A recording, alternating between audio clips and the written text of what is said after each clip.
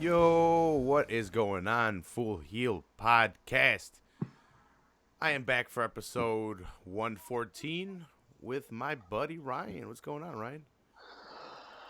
Before I say or do anything, I have an adjustment to make to last week's Bret Hart episode that I've talked to you Oh, about. yeah. Go ahead. We did So Bret Hart's career, and we I did 6 matches, so go ahead and check that out. Ryan wanted to bring up something that we missed last week, or that we kind of just brushed over or didn't mention. So go ahead, Ryan. yeah, so I had briefly kind of like broke down a bits and pieces of his career that I was more familiar with, and I kind of made a joke about him winning the title over Ric Flair in Saskatoon, Saskatchewan, over like a bigger city like, say, even Winnipeg, or a TV show in Toronto, Montreal, Ottawa, etc. Uh, I was unaware that Stu Hart happened to have been born in Saskatoon. So the reason for Bret getting that title in Saskatoon was because it was his father's hometown. So it was Vince's way of giving to Stu a little something back, and to Bret something back for all the years that they had put into the business. So I do want to clarify that I wasn't aware of that at the time, but that is the reason why Saskatoon was the location for Bret's first heavyweight title win. So Nice. Yeah. So yesterday I was going to watch it, but I needed to catch up on the pay per view, so I just saved it for today. I'm gonna watch it after I'm done. After actually NXT and USA today's debuting, I'm recording it. But that's after right. that, probably while I'm going to bed, I have the Viceland, and yesterday I saw that they're all on there. Well, there's 6 episodes that I didn't watch, so the Montreal Screwjob's on there. Well, I haven't seen any of them. The death of, or the murder of Bruiser Brody. Oh, that's a good one. The mysterious death of Rico. Somebody, I forgot his name. There's a couple more in there. I'm gonna watch them all, but they're all pretty interesting. Viceland did a pretty good job on those. Yeah, thanks to your buddy Regan for sharing that, because I want to try and see if I can find a way. I'm sure I can find somewhere on the internet to check those out. They look really interesting. I want to check out that Bruiser Brody one because I've been kind of obsessed with the murder of Bruiser Brody Mm-hmm. for a probably a solid 20 years. I got this book of superstars of wrestling who passed away when I was a kid, and it's all about guys died, you know, natural causes, murder, drugs, just all in-ring accidents, all these different stories. And Bruiser Brody's always still stood out to me. Mm-hmm. So I'm really excited to go and check that out. And kind of, I've heard tons of stories of what had happened. Um, I think it was Tony Atlas actually like picked so there was a medic, and he said, "I'll get there when I can," and he like, just like, straight up lifted the guy up, dragged him to the room, threw him down, and said, "You're here now. Look at him." So there's a lot of different stories that I've heard about that about his murder. So yeah, I want to check that I one out think for sure. Abdullah the Butcher said he went to go. I think it was that went to go help him after he got stabbed, and he was like, "Hey, help me!" He stabbed me or something like that. And he went over to help him, and he said he felt his intestines in his hand or something like that, or his intestines Yeah, were Bruiser's hands or and something like support, that. and I guess I'm drawing a blank right now on the name, but he walked into the room, and when he walked in, just guys stood in front of the door so that they could have like a quick like 30 seconds to get the job done kind of deal. So it's uh Maybe it's it a was a messed up promoter, and yeah, story. yeah, it was his promoter in not Brazil, Puerto Rico. Yeah, it's Yeah, a pretty messed up story, but I'm definitely gonna watch those one by one. I might yeah. even just check them out in order.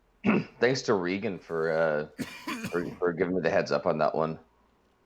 It's not even his damn name. His name's David. Oh, thanks, David. Yeah, fucking Regan. I don't know why it's Regan on there. I'm Oh, gonna out him. I'm gonna out his ass. It's David. maybe like Ronald Reagan. Something like that. He just forgot the A. Hmm. Let's see. So before we get into the Clash of Champions, Ryan, anything new in your life? I know the life of a dad. It's just kids and work and kids and work and paying That's bills. Yeah, that's about it. Just our breaking news like 15 minutes ago. Our prime minister is a raging racist, but Who's I the mean, prime minister? What's his name? Trudeau. What do you say? I'll be the judge. They released a picture of him in blackface I do that all the time. There's tons of pictures of me in blackface. It's for my profile pic. for a party dubbed Arabian Nights. I don't know how many Africans are involved in Arabian Nights, but Yeah, no, blackface is pretty offensive. It should be something that it should be left alone. yeah, like in the 60s. I understand the 60s, the 50s when it was whatever, like whatever. In 2001, yeah, no, you can't do that. I'm pretty like I'll, I don't know. I like fucked up comedy. I like fucked up shit. I like saying stupid shit. But that is just like something I rather not touch. Well, that's it. Like, and like, don't get me wrong. Like racist jokes, I love Mm-hmm. because it. Like, I love you gotta do the any. lips though. If you're gonna do the blackface, you gotta do the lips. And the Like voice. I don't care. Like anyone, you make fun of any culture as long as you make fun of your own. You Mm-hmm. have like I don't care. Like every culture has their thing, but you can't put black face paint on and Yeah, go to a that's just party, not. man. Yeah. I'm sorry, I don't care. That's Mm-mm. you got to draw the line somewhere eventually. It's like that South Park episode when they're like walking through the was it the tunnel of tolerance, and they like, oh, look at that, it's a stereotypical drug selling black guy. Mm-hmm. Oh, look, it's a stereotypical racist southern white man. Oh, look, it's a stereotypical Mexican sleeping, and it's like a janitor. He wakes up, he's like, what? Yeah. Yeah. Did you hear about that Shane Gillis comic? So Yeah, yeah. I actually heard Shane on about 20 different, not 20 different podcasts, 20 different episodes over 3 or 4 podcasts, being Legion of Okay. Skanks, the Real Ass Podcast. I forget what other ones, maybe just those two. But I've heard him on different shows, and he's a funny guy. Well, I had saw he was one of, I think, two 3, or three new comics that were yeah. added to Saturday Night Live. And then I saw that he was removed, and I thought, okay, maybe I'm just getting him confused with another guy. Maybe he wasn't a newly added comic. And then I saw the article that you had shared, and I was reading this stuff, and I was like, ooh, like 2019. You And got to be careful, man. yeah, Like and like everything's recorded. oh no, this was on a podcast and everything. It's just like Yeah. I NBC vetted him. They went through all the stuff and they saw that it wasn't as offensive as it was. They didn't deem it offensive. I'm pretty sure they listened to the stuff. What happened was as soon as his fucking shit got released that he was going to be on SNL, we have the PC police coming to try to find anything and everything they can find to try to shut people down. Especially a white dude. What better Yep. target than a white young fucking 20-something-year-old white male? He looks like Haley Joel Osment. Yeah, Like, it's funny because they've made fun of him on the Real Ass Podcast or Legion of Skanks for like having some kind of like oh, autism or really? something. Yeah, yeah, they've come at him with that, which is pretty funny. But no, like those podcasts, Legion of Skanks used to deem themselves the most offensive podcast there is. It's just jokes that look, you throw shit at the wall and you're hoping it sticks, man. That's what I try to do here sometimes too. I just try to throw shit at the wall and see if it sticks, see if it's funny, see if I can get a chuckle out of Ryan, maybe the fucking listeners. And the saying, there's a time and place for everything.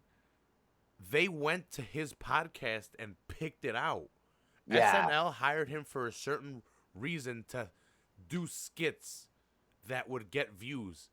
Well, I mean, don't forget, and I'm not justifying a guy dropping racial slurs to any culture, whatever, Mm-hmm. and I'm not comparing it, but I want to say Jay Farrow, but I know it wasn't Jay Farrow, but there was the guy that does Weekend Update. I'm not overly familiar with SNL. I just know certain people who have been on in the past few years, but the black guy who was on the Weekend Update. Last year, I thought, whatever. I landed on the Weekend SNL. I'm like, I'll watch it and it was Weekend Update. And the guy goes, now NBC has gifted me 3 N-bombs. And I'm using one right now. And on live broadcast, he literally dropped an N-bomb. I'm like, that just happened? I'm like, they're doing that on live TV?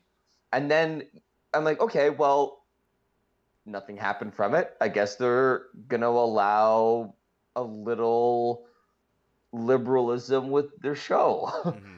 And then this happens. And I'm like, well, this was something from in the past that you hired him because of that. And now you're firing him because of that.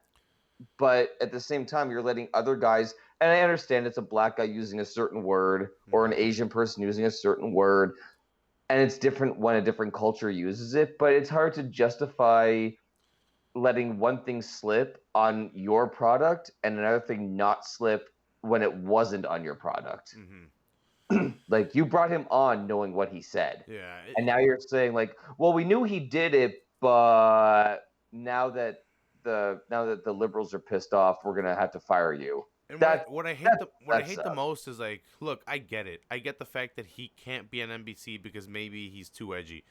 I don't like the fact that these fucking PC fat cunts want to be like, and it's not even funny. It's not. It's he's punching down. He's not even trying. Hey, it's a joke. All right. Yeah. It's Well, a that's fucking it. joke. If you It's don't not if like- you don't like it, don't listen to it. It's not your comedy. It's not like he came out and started being like the here's what's wrong with the Chinese and here's what's wrong with this and that.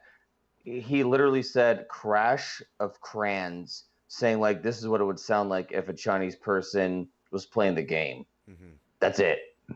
Like, it's not like he was making fun of, like, if I went back to if they were filming me in grade school, holy fuck, I wouldn't have a job for the rest of my life.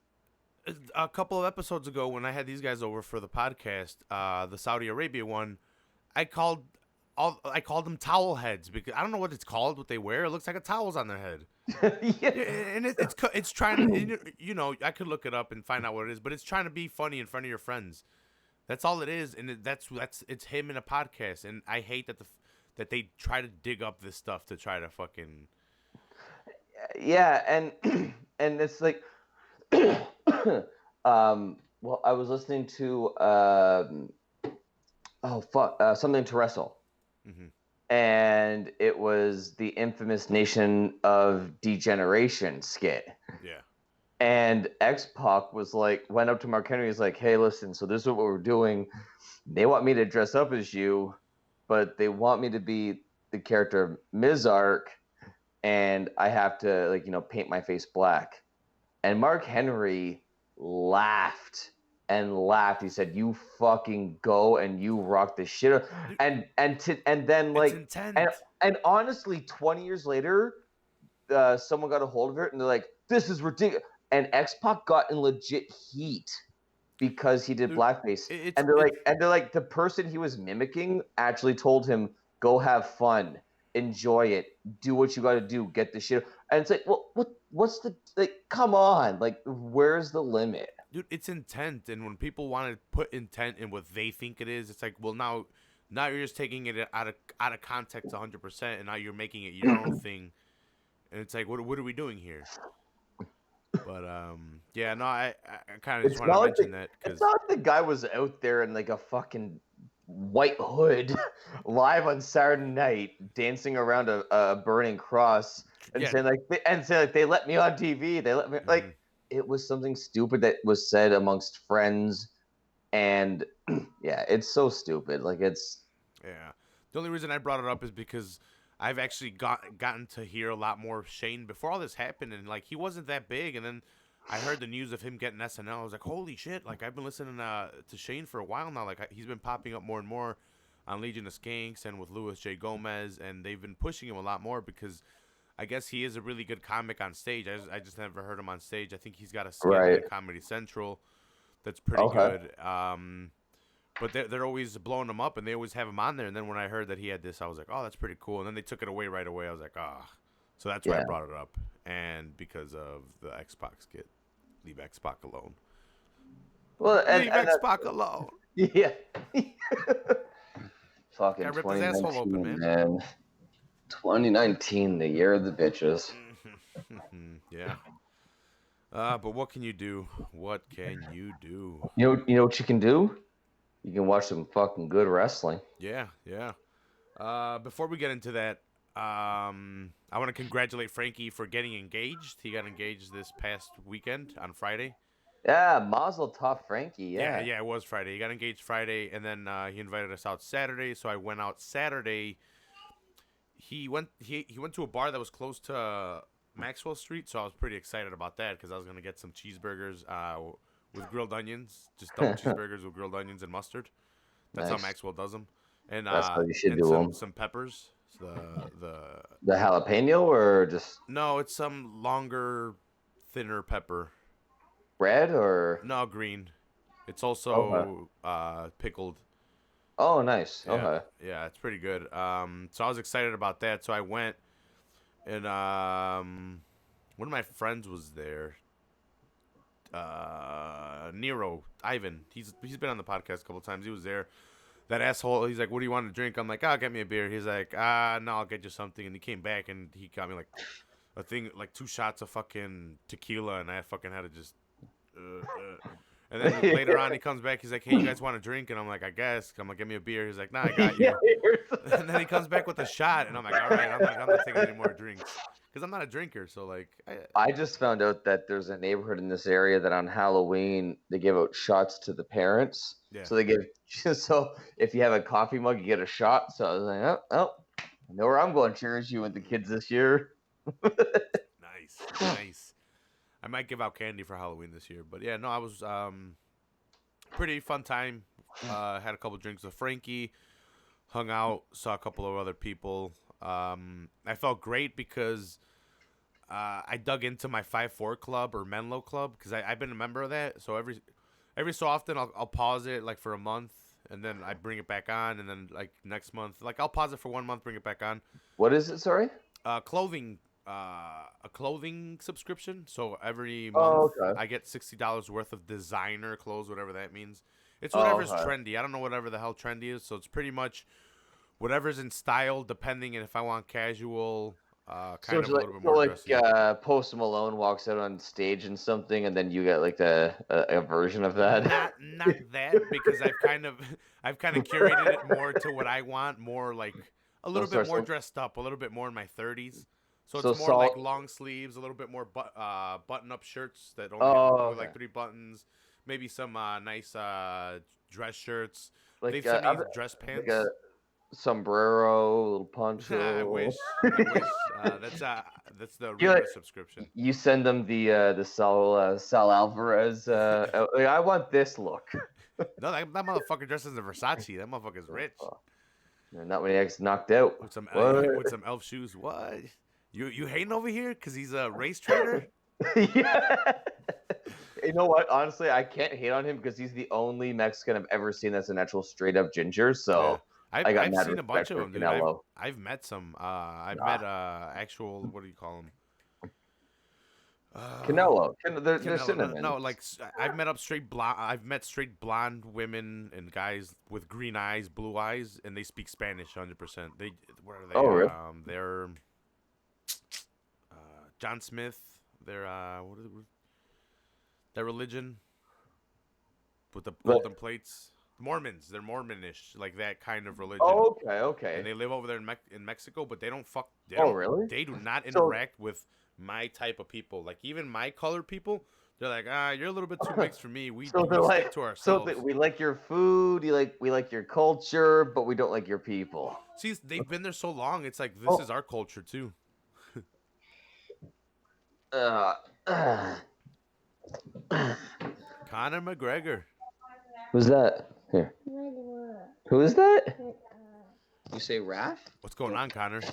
Don't hit that button. You guys should go check out the YouTube so you guys could see Say hi. Ryan's cute kid, Connor. Oh, He's and got here's big the old other one. blues. Come over this way. Yeah, he's got the blue and blonde. She's got the brown and brown. Brown and brown. You wanna? You do yours. You wanna say hi.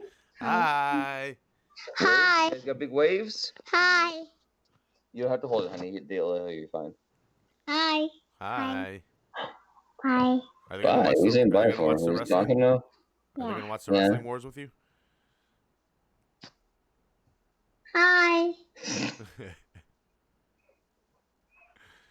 Go check out the kiddos on Who's that? YouTube. Rara and Connor? Yeah, Weekly Daddy. visits And for the Daddy. kiddos. Yeah. We're all in there. I should try to find sponsors that have to deal with kids.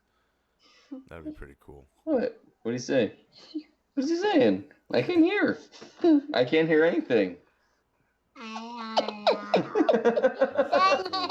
Oh, what's Daddy, funny. that's fun? What's funny? Daddy. Oh, Transformers, robots in disguise. You had one of those, remember? Yeah. You had the police car. But where is it? I don't know where it is now. I've been in a closet somewhere. Yeah. Yeah. Are you guys gonna start watch wrestling with You your guys want to dad? say bye? Yeah. You guys want to say bye? Bye. Bye. All right, ready? You gonna jump down, Connor? Need some help? Daddy. Oh, watch out! Watch out! I got you. Man, All right. Ryan, you got some cute ass kids. Well, I mean, come on. That's my action figure. Who's he trying to take? Yeah. What? Yeah. What?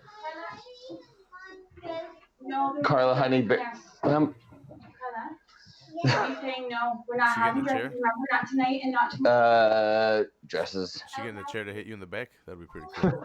Whoa, it's about That to go sounds down. It's gonna go down.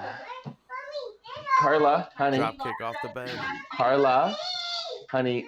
You don't get any dresses. You're gonna have to do that. All right, just bye. Daddy? Oh, sorry. oh. Okay. Here, come here.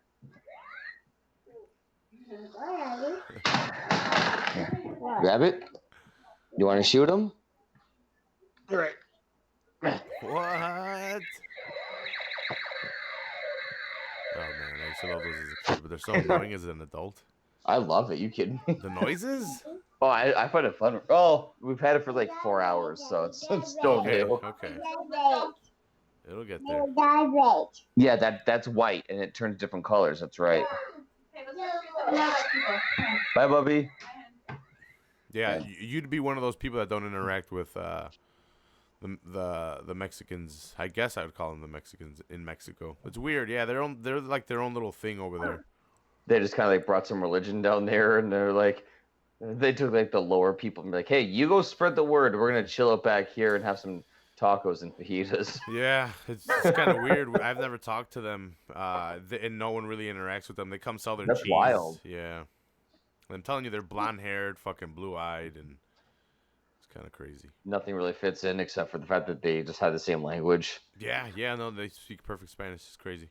That's and wild. They dress with the fucking the hair things for the women, and they're all braided up, and they dress Really? like old styley. Yeah, with their dresses all Damn. the way down. I'm telling you, they're like Mormonish. That's wild. Some kind of religion like that, and I'm telling you, they call them Menonistas over there. Well, like Mennonite. Mm-hmm. That's some kind of religion. That's it's kind of like Amish. It's very similar. We have a lot of Super like Am- yeah, Mennonite I guess around here. Yeah, I guess it would be super Amish, just with it's wild. I had no idea. I thought it was like just like hardcore Catholic down there. That's the other one, and like I don't know a lot of the. I need to do my own history of the like Aztec shit and all that other stuff because my parents are Catholic, so they don't Quetzalcoatl and fucking whatever all the other shit. They weren't taught that, and then they didn't go to school, so Oh, okay. they lived on a farm. Oh yeah, you mentioned that like up in the mountains, right? Yeah. Yeah, that's right. You've mentioned in the past. Catholicism got up there and took over. Yeah, they're like, no, we're good. Yeah. We're gonna chill up here. We don't need we I don't guess need that. they got some people, and they got not everyone else. I got the Mennonites got the other people. Bastards. Should we get into this Clash of Champions card? Yeah, this was I enjoyed this show. I'm excited to talk about this one. It was fun. So the shows are getting better because they're actually keeping up with continuity. Is that the word? I was gonna say because Vince Continuity? is Yes. taking his hands out of it. Yeah, did you hear that? He's been away like this past couple of shows. You know, yeah, he's like, I'm gonna go focus on the XFL, and about that. all of a sudden everything starts to look amazing. you get a team? What's that? Do you got a team for the XFL? Uh, Canadian team? no, I think it's all American. I think it's, yeah, I think it's 8 professional American teams and the Miami Dolphins. I think that's how it works. Ah, Oh, they didn't even give Chicago a team. I don't know what the hell's up with that. they didn't. Nope. Well, I think Texas got like 2 or 3 teams. Yeah. They got like San Antonio and Dallas, and I guess they're we're big enough. out. So Clash of Champions was this weekend. Let's watch it and break it down. So first match opening up was Drew Gulak taking on Humberto Carrillo and Lince Dorado. So for the Cruiserweight Championship, triple threat. This was probably the best match on the card, and it was the first match. And this was one of those dark matches too. It was like one of those ones like the pre-show matches. Like it was the one that if you're like a UFC fan, this is one of the ones that they put on Fox to get you like enticed to buy the pay-per-view. You know. Yeah, it was fucking good. Like they did a good job in storytelling. A lot of fun maneuvers. I don't really know this Humberto Carrillo guy. He's A lot of newish. a lot of NXT and 205 guys I'm still very new on.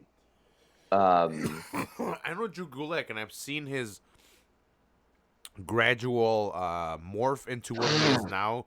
Kind of a cocky bully of the 205 division, but he uses kind of just locks and holds. And he used to be the guy that would come out with a sign that would say no high flying, no top rope stuff. He started doing that gimmick, and now he's kind of developed into more of little by little. I've seen it develop. Like I mentioned, I don't know Humberto Carrillo. Yeah, I always enjoy these matches because when I sit down to watch them, it sucks when we talk about them because I can't give a lot of information on the guys, and I don't know like how to compare their matches because I am so new to their matches. I try to catch as much as I can, but these are the kind of like the 205, the NXTs, and even the Raws and SmackDowns. I don't get to catch as much as I want to. I kind of read about things on the internet, storylines, results, and stuff. So it's hard for me to really follow these guys properly. But watching it, it's like going in there watching it. It's a blank slate. It's like I don't know. A lot of these matches, to me, it's almost like watching like Tom Brady and that like when he was down in the Super Bowl 28-3. You know, he makes that comeback. If that was the first football game you ever saw, you'd be like, "What the fuck? This is amazing." To me, I get to watch some of these matches, and it's just like, "What? What am I like?" And even though I try to sit down and watch a lot of them, I miss so much of it, and it sucks. But it makes up for it on the pay-per-view because I do get to see culminations of stories, and more often than not, the pay-per-view is the best chapter of a story told, you know? So I thoroughly enjoyed this match. I do think action-wise, it was, if it wasn't the best match, it was top 2, top 3. I wish I could comment more on the story. I don't know if there was more story or if it was more like just a match put together because of certain things going on, but there's not a lot of attention paid to 205 Live. Even well, I guess not even me with the storyline, but I should have checked it out. But like I said, that Humberto Carrillo guy kind of was just thrown in there. He's fairly new, and Lince Dorado, they don't really care about him too much. He needs to work on his mic skills. The ring skills are there, but he doesn't really have too much mic work that I've seen, at least. And and these guys are going to get a lot more attention. I could be wrong. I thought I heard that a lot of 205 and NXT guys are going to be like merged when they go to USA. Yeah, so maybe they might get some more eyes on them, and maybe things will change. But yeah, so mentioning that USA NXT, well, NXT just moved to USA, and I heard rumors and innuendo that the Cruiserweight title will be part of NXT now instead of the main roster, and it'll give a lot more opportunities to other guys to not only fight for the Cruiserweight Championship, but for Cruiserweights to move on and also get tag team opportunities. North American opportunities, Yep. UK or NXT UK opportunities, and it kind of opens it up a little bit more for the cruiserweights because they were an exclusive thing that wasn't really working, unless you sought it out on the network. And sometimes I did, and most of the time I didn't. And I kind of fell off after the first year. But it does have good wrestling. That's the thing. And if you go and watch this match, you'll be able to see it's good wrestling, even if there's not too much story to be told there. Drew Gulak picks up the victory after, I think, Lince Dorado hits his finisher on Humberto, but then he tosses... No, Humberto Carrillo hits something on Lince, I think his finisher. Gulak tosses Humberto out, hits his move on Gulak, but so this is a kind of a botch. Lince Dorado's shoulders aren't down, and the ref's like, hey, his shoulders aren't down. And then they kind of just adjust, and then he gets a 3. Which I thought was kind of weird. Yeah. I don't know. It might have just been an error, and the ref is like, fuck, it's an error. I'm going to call it out. And then they still got the 3. I thought I thought almost. that's... Go ahead. I was saying almost reminiscent of WrestleMania with Ronda and Becky Lynch, where there was a 3 count, and it was an awkward 3 count, and you're watching it, you're like, was that it? What was supposed to happen? Yeah. And then the champion's like, oh, I guess that's it. And the person gets pinned and is like, what the hell just happened? Like it was a weird scenario that kind of played out. Yeah, but the ref's like, well, pretty much is like, the ref knows this is a spot. They know this is a spot, but the ref saw that the shoulders are up. And he's like, hey, shoulders up. Just so that, there's no bullshit. Because fans nowadays will call it out. And that's something I forget where, because I've been I restarted Brett's autobiography, and I forget if it was there that I read it or if it was somewhere online, but I read something where a referee had pointed something out and they adjusted for a pinfall. And I remember as I'm reading, like, fuck, man, if that was today, Twitter, Facebook, Instagram, all these social media platforms would be blowing up with that mistake. But at the time, it was just like, all right. Like, so it's kind of funny, like you said, like for here, like this is something that we notice when we talk about, and people are going to talk about it. But back then, it wouldn't be as big a deal, I don't think. But it's not like it ruined the match. Mm-hmm. It was still like a solid 3 to 4 match, I'd say, out of 5. It was still a very, very good match. Yeah. Like, I can't take anything away from this match. Like, and again, I am rating this match based off of knowing nothing, so I don't know how these guys perform on a regular basis. I'm basing this on just what I watched. Next match after this was AJ Styles taking on Cedric Alexander for AJ Styles' United States Championship. I'm not sure why they did this. I was gonna say I hated this match. I mean, a squash and It's not because I don't like. I love AJ, and I've grown on Cedric Alexander the last few months, especially since I've been coming on here more regularly. So I've been trying to watch more programming, more pay-per-views. I'm seeing more exposure to certain guys, and Cedric Alexander is a guy that's getting more and more of a push. Mm-hmm. But to me, this just seems like a weird story, like because AJ was getting a lot of amazing. I mean, he had that awesome heavyweight title reign, and then he gets this. I mean, think about like all the matches he had was Money in the Bank. I think was his one match with Seth, and then they just dropped it after that. After Seth beat him, and then to give him the U.S. title. And you think, okay, what's he going to do? Like, are they going to go back to the Samoa Joe? Are they going to go back to Shinsuke? Where are they going to go with this? And they bring back they bring together the OC. And, like, what's going to happen with this? Like, you got the New Day, you got Randy Orton and the Revival, you have the OC. Oh, here's Cedric. You're like, okay. I guess. Like to me, it just didn't make the most sense. I guess. To me, what didn't make sense was squashing him so fast when they put him over on AJ earlier on. So they were Well, kind of like, what the hell's gonna go on? did he even get 5 minutes? Right under 5 minutes. Right. Yeah. So yeah, and then to have him get just his ass whipped afterwards, like it's like it almost takes you back to when like this is something that they would do. The first Raw after a pay-per-view, Cedric would get the win, and then the second Raw would be this match. This wouldn't be a pay-per-view match back in the day. You know what I mean? Like, and it just, and that's the problem when you have Clash of Champions and you want to put every single title on the line, is that eventually you're going to have a match or two that are stinkers or that are fillers, and it shows.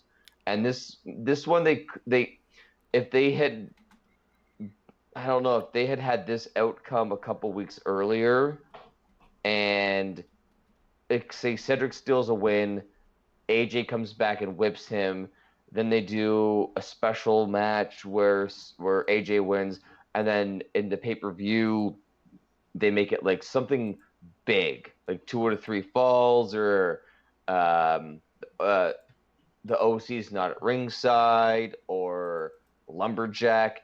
You don't want to do a cage match because it is still like an undercard match, but you want to have something special to make it stand out. Mm-hmm. And I feel like they just kind of like plugged this match in. I love you too, buddy. I go bed. You going to bed? Yeah. Okay, I love you. Everyone wish Connor a good night.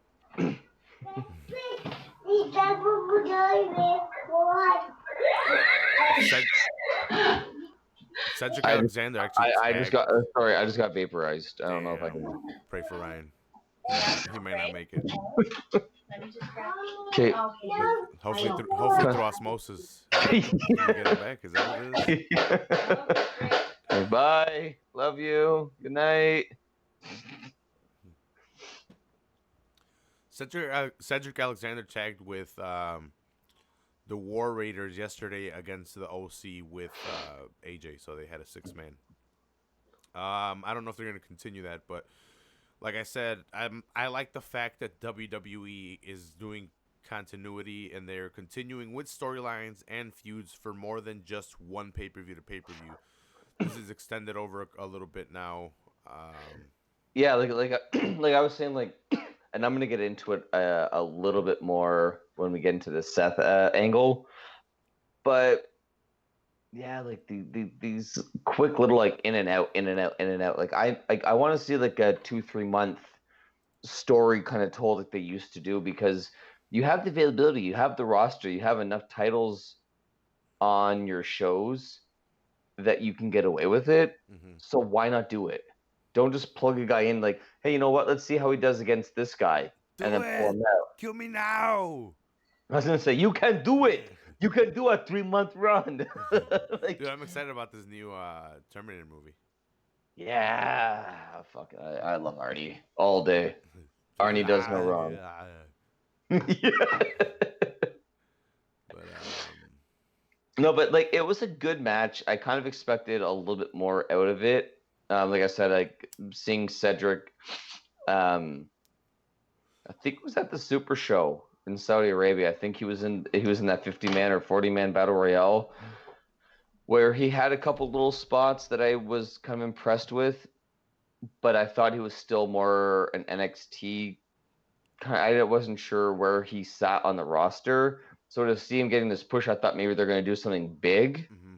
And just to see it, like you said, like just to see an under 5-minute match was just, no. AJ Styles deserves more than that in a match. And if you want to showcase a potential next superstar, don't bury him that quickly. When like, if you like, it's not like I don't want to jump too far ahead, but the Bayley and Charlotte Flair match. You know what I mean? It's not something like that. This is a guy who you're trying to build up. He's not established yet, so you don't want to have a fluke win or a squash. You're trying to make this guy look legit. And They didn't do many it's favors here. remember the one we talked about 1-2-3 kid with Scott Hall weeks back there when he got that fluke win over Razor, and then they maintained the story, but the matches were long and they were drawn out, and 1-2-3 kid stole a couple more. Here it's, well, no, he's just gonna bury him. No, he's gonna get attacked. No, it's gonna be this. It's like, well, what was the point of that one win if you're just gonna go back to burying him? Yeah. Doesn't seem like they want to fully pull the trigger on It seems very Vince McMahon to do what they're doing. Cedric Alexander. We'll see where he goes from here. It's a weird pairing with him and the War Raiders this past Monday. Yeah, I missed a lot of Raw, so that one's a new one to me. And that, just hearing you say that to me, I was like, I guess. So AJ retains. If you guys didn't Pick up on. pick up on what we were fucking leading up to. But the third match, and I guess the opening match of the card, would be the Tag Team Championship match. The Tag Team Champions are Seth Rollins and Braun Strowman. Seth Rollins being the champion, the Universal Champion. And this is kind of a story leading into him versus Braun for the Universal Championship and their Tag Team Champions. So, for some reason, Robert Roode and Dolph Ziggler have been paired together. I love it. But I don't know the reasoning behind it. I like it too. I just don't know why. Paul Heyman. Yeah, Paul but I Heyman. wish they could have given us something. Maybe they're just like, look, we can't come up with shit. Just go. From what I've heard, is Paul Heyman is high on both these guys, and he wants to make sure that they both stay on the roster. That he doesn't want them jumping ship because he likes them both. I don't like that they don't have gear and a gimmick. They're just this was one of my biggest issues with the tag team division for years. You're just piecing guys like Edge and Ray, Edge and Hulk Hogan. I'm drawing blanks. But the tag team division was garbage for so many years because it was just random people as tag teams. If these guys work so well together and their egos are so good, you could definitely come up with a name. Could definitely come up with a gear gimmick storyline for them, everything. But they're pushing them before doing that, as opposed to doing it and then pushing them, which kind of irritates me a little bit. But I hope that they stick with it because these guys as workers could have a fun run as a tag. These guys could be like Sheamus and Cesaro. These guys could be the Bar. I thought they were gonna go to AEW, to be honest.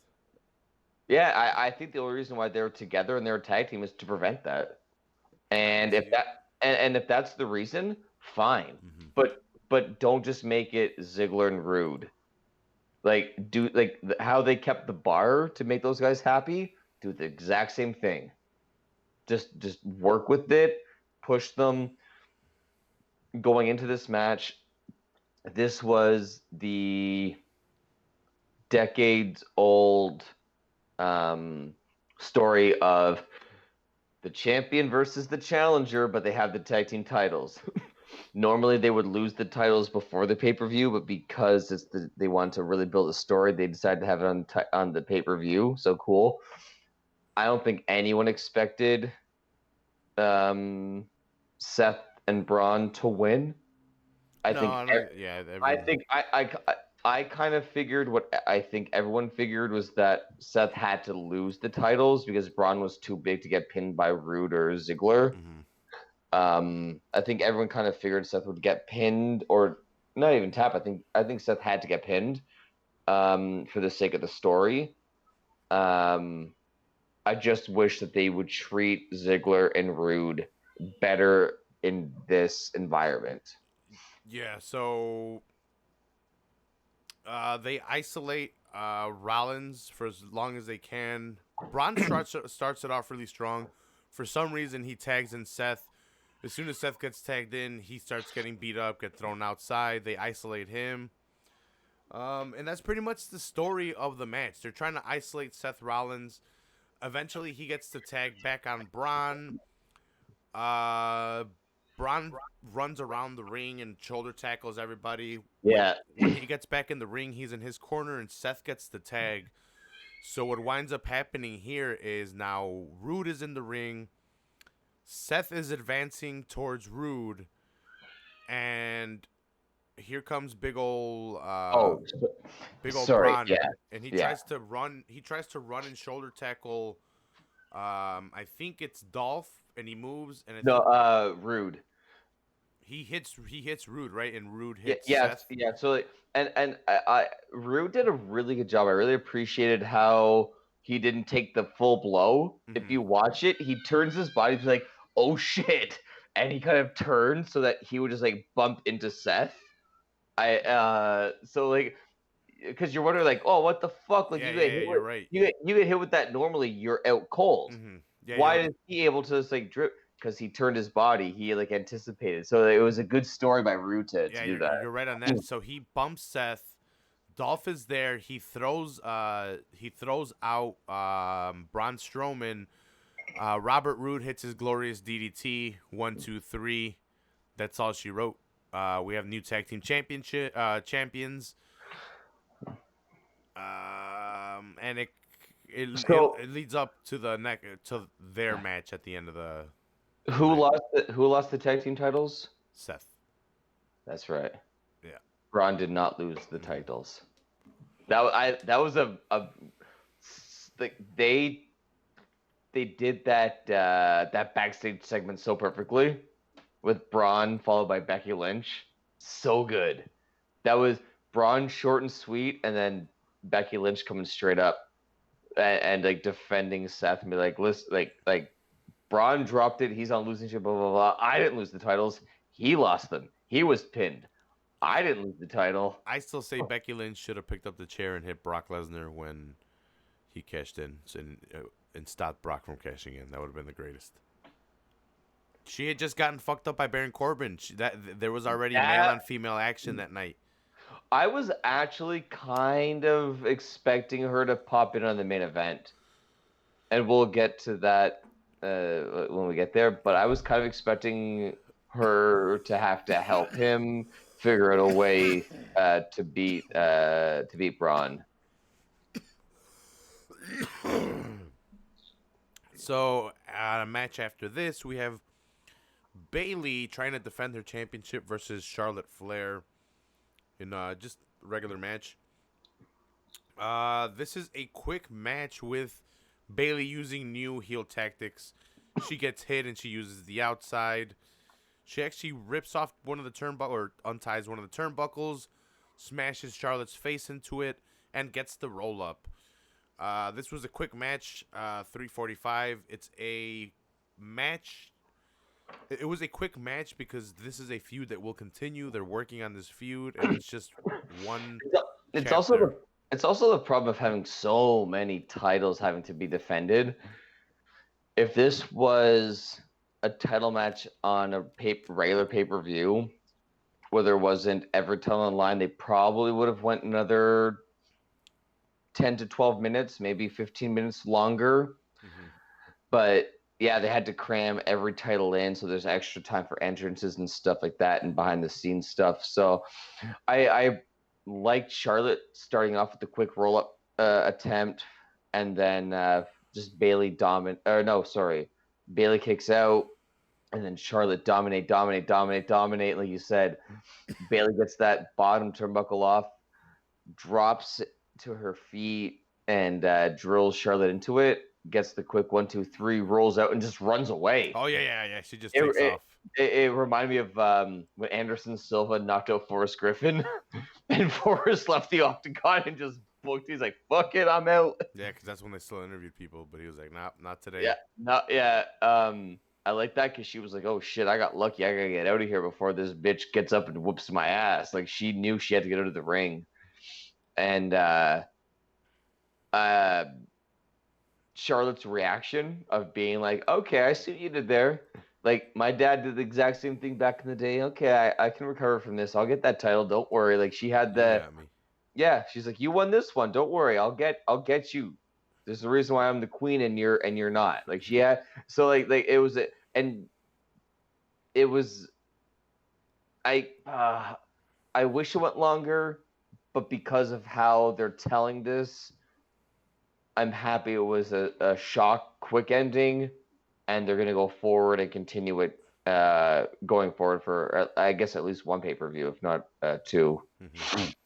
Next match after this was the Revival taking on the New Day for the SmackDown Tag Team Championships. This was a story of Woods' knee. So they had worked on his knee beforehand on previous shows. They had been attacking him with Randy Orton. So they were taking the page out of Randy Orton's book. And they don't want the Revival to leave. So this is kind of the reasoning why they take the titles off of the New Day. Yeah, because it was just after WrestleMania that they re-signed, right? Yeah. Or something like that. Yeah, so they probably, so they had to have sold this to them months ago, saying like, "Don't worry, we got something big for you." Because they've been pushing them more and putting them more, and people have been doubting, like, should they have resigned or should they just have left? They put the titles on them a couple times now, but taking them off really quick. Have they been? They were Raw champions. Raw champions, yeah. Yeah. Okay. Because I forget who said it on the announcement. They said these guys have been champions on the main roster before. They held the NXT championships twice already. I was like, NXT is not main roster. I was so confused by that. So No, I was they definitely had the Raw. I kind of remember them with the red straps before. So. So they focus on Xavier's knee, and they're trying to isolate him. Eventually, they work pretty heelish tactics and isolate Big E as well, because so what happens is they're on the apron, and Dawson comes around the side and pulls Woods off. Woods hits his head, and he's for some reason knocked out the whole match. Till they need him to come take the pin. Pretty much that's the and it's not even a pin, it's a submission. Yeah, it's a reverse figure four because of the knee. Yeah. And that's pretty much the match. Yeah, it was forgettable. Yeah. And I don't like to say that because I like the Revival. I've enjoyed what I've seen from them. They go hard all day. All night. We go hard. I was about to say I like Xavier Woods because he goes hard, but I don't know if I should actually say that. No, I like Xavier Woods. I am a sucker for New Day. You know, I enjoy pancakes. Don't worry. I like all these competitors. This match, though, I watched it. I watched it live. Watched it on Monday, and then I watched it earlier today just to kind of catch it. I'm like, fuck, I remember nothing of this match. All I remember is Big E being taken out on the outside of the ring, and then Xavier tapping out is really all I remember. It was a very forgettable match, and for these four guys, that's kind of shocking to me because I feel like these guys could have had a 3-4 star match, but it was nowhere near that. But like I said, Xavier got knocked out and he was out for more than 50% of the match. And then when they needed him, they brought him in to take the submission. Yeah. So it could have been better, but it is what it is. Revival take the straps. And I don't want to spoil anything, but this was the part of the show that really pissed me off because this is basically it. This is it for title changes, man. That's it. 2 tag team titles change, and that's it. Mm-hmm. And it's like, fuck. Like I wish they'd done more of the show because the first one was expected. The second one was lackluster. And I'm good. I don't want to jump ahead because I'm going to break it down, obviously, at the end of the show as we talk about it. But the only 2 title changes were matches that were expected and lackluster. And that kind of sucks, overall for me. Because they were good matches, but the show overall kind of sucked because of that. I get you. I loved the promo that Revival cut. You know, so they're sticking with Orton and the Revival versus the New Day. They were sticking to that going in. They made sure to know that that SmackDown is gonna be revived and all that kind of stuff. That was it. I love the promo. Pay-per-view promos are hard to do, but they cut a short and sweet one, and to me, it sold the story that it needed to sell. They haven't been able to stick here in the main roster. They were really popular at NXT, so this is a weird one because New Day didn't have it for long. I know they put it on New Day because Kofi has a championship, and they wanted the New Day with the championship with Kofi being heavyweight champion. So it's kind of a transition, and they took it off the club, which I thought was a good idea to have it on the club. Isn't the club's Raw though? Uh, The club lost it to Seth and Braun. okay, yeah, you're right. What was I thinking? Who Who did New Day take it off of? did they take it off? The Usos? Yeah. Have we not seen Yeah. them since that No. long? Yeah. Well, yeah, because the Usos weren't at SummerSlam because of their arrest records. They couldn't enter Canada. So That's why we haven't heard of them. Yeah, and I think because of that they've had some issues trying to Believe that. what the hell? No, I think SummerSlam. Who are the tag champs at SummerSlam? Women. No tag. Yeah, there was no tag titles at SummerSlam. Yeah, They're building the divisions though. AOP's coming back. I'm excited for that. I want to see these guys a lot more.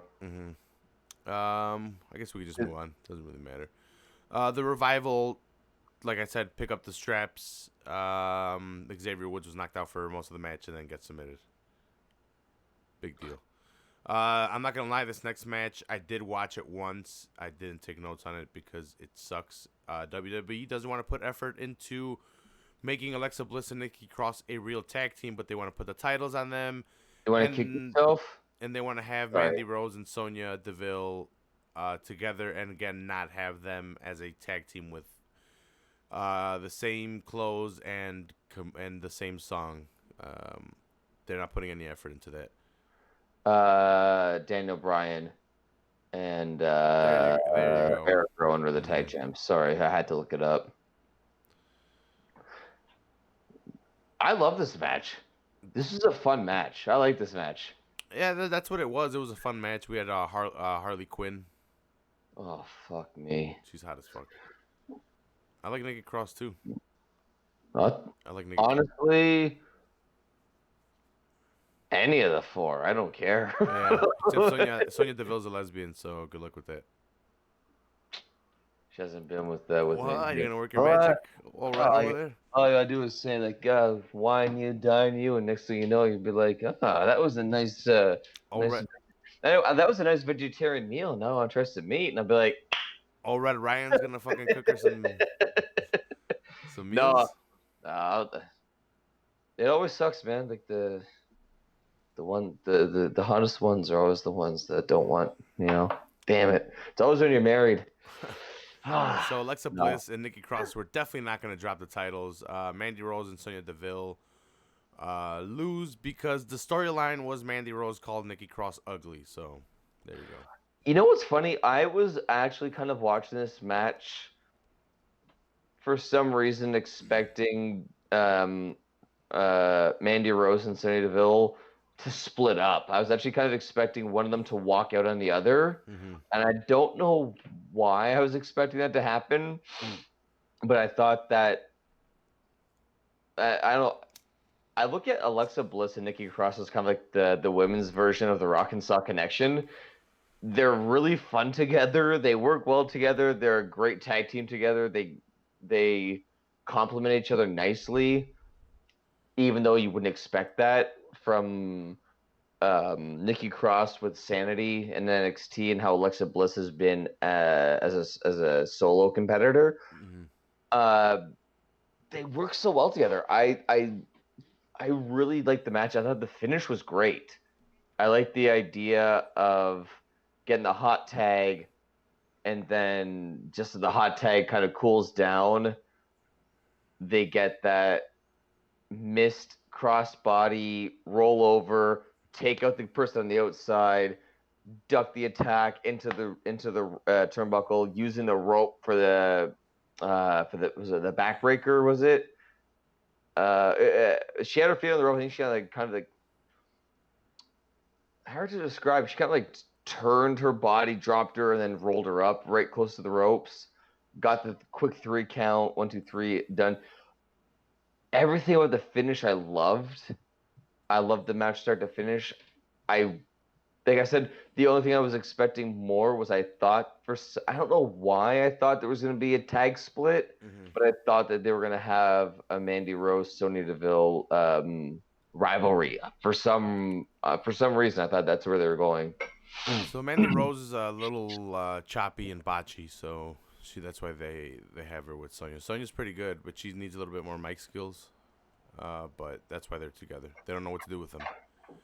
They work really well together.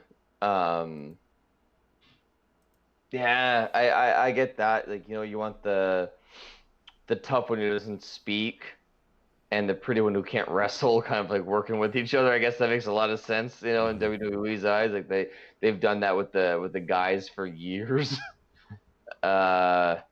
Maybe if one of them starts like just screaming incoherently like the Ultimate Warrior, they'll just get the titles and run with them for a while.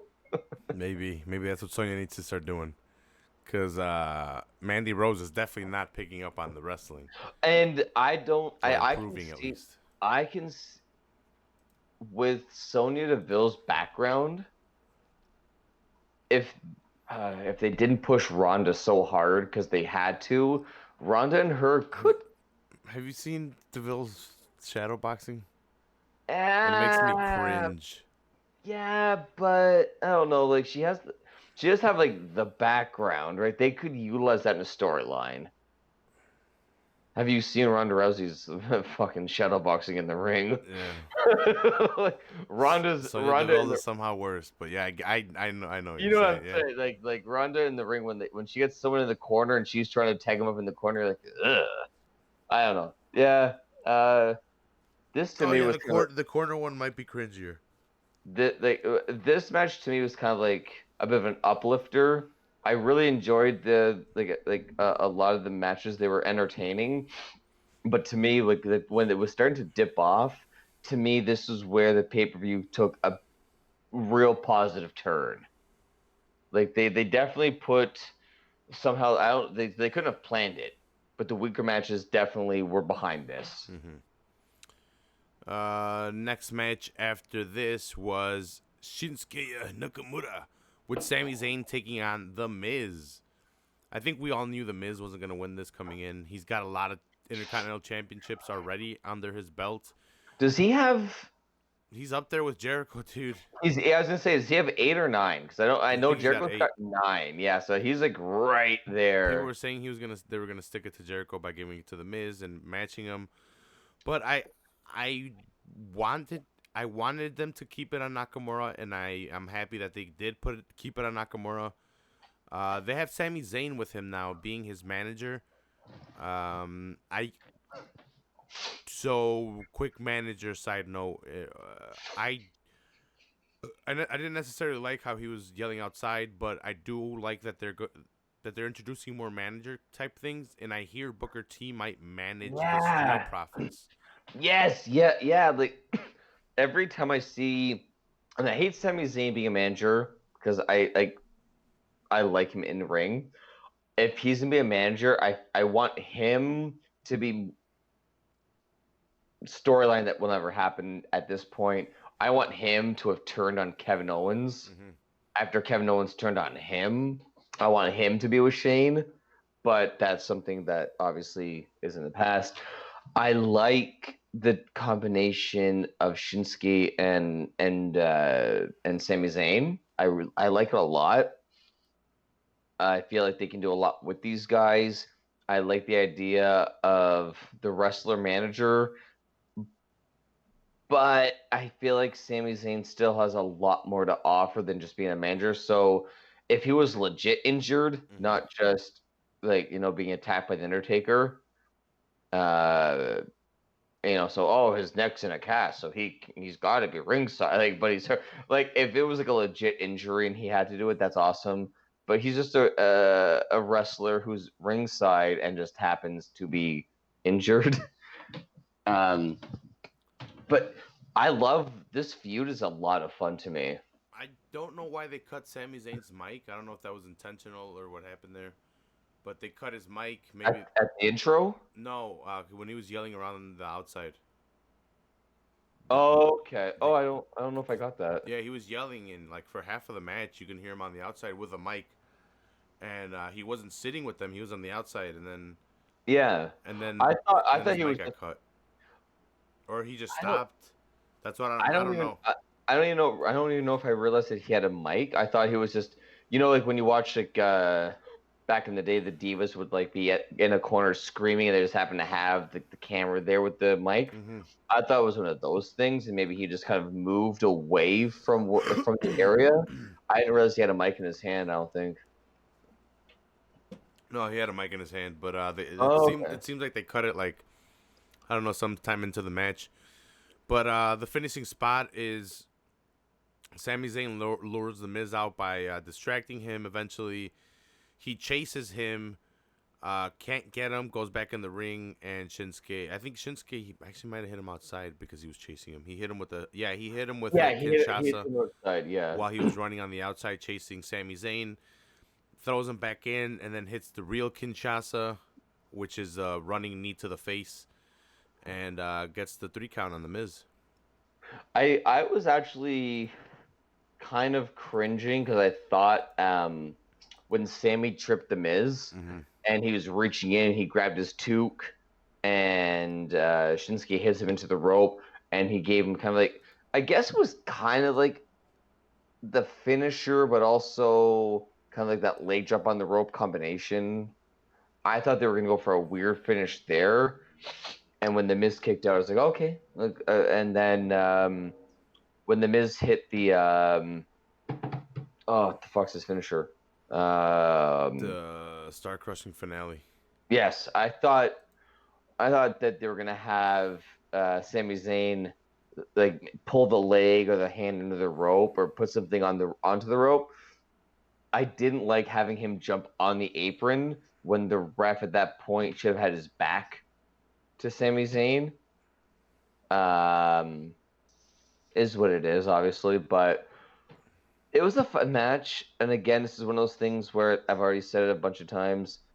Every title's on the line, so there's a lot of short matches. I wish this match could have went a lot longer. I think they could have told a better story. Yeah. These guys complement each other really, really well. The little bits on SmackDown that I've seen of this rivalry has been really entertaining.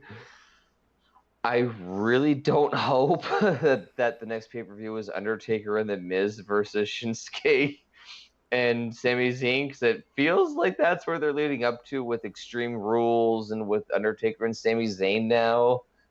I don't think they will, but part of me is kind of nervous that they might be trying to keep Undertaker warm for WrestleMania for his big finale. So maybe have him at a pay-per-view here. Ooh, him versus who? The Fiend? What? For the WWE Universal Championship, he's gonna beat Seth in a Hell in a Cell. I want Sting. I want Sting and Undertaker. Man. gonna I finally really get do. They've been You want Joker Sting, right? You want that rendition? I want Crow, baby. Crow?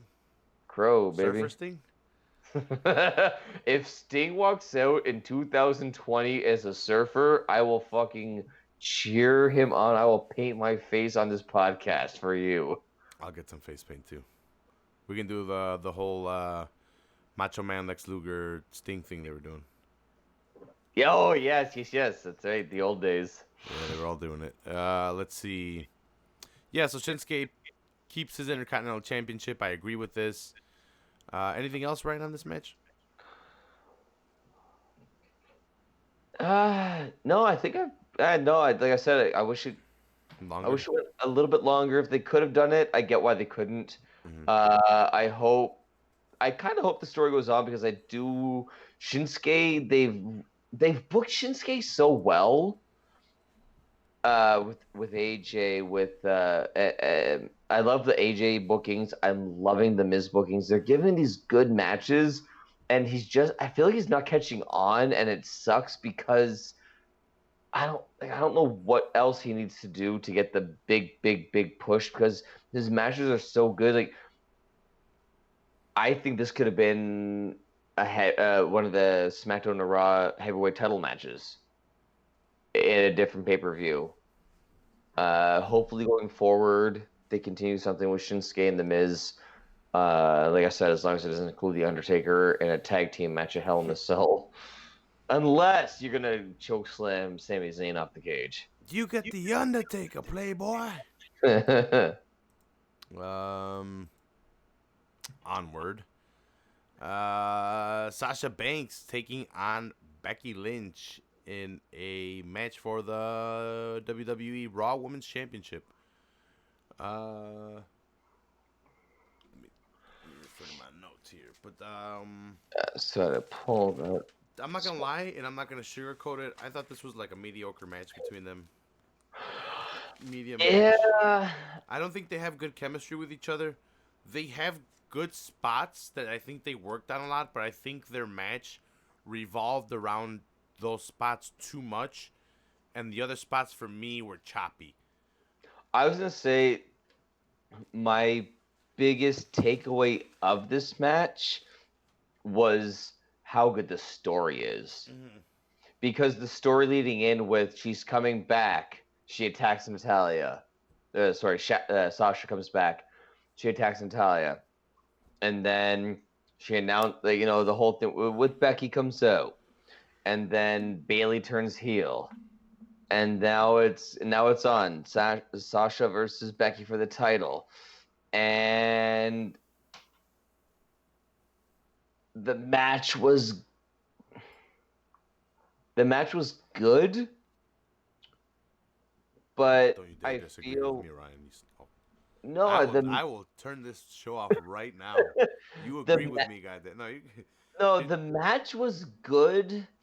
So I've But seen them, but it's the story that I feel is making the matches good because the commentators are doing such a good job that when there's mistakes and low points or chemistry not working in the ring, the commentators are telling the story to you and you're buying into it a lot more than how they're selling it in the ring. That makes sense?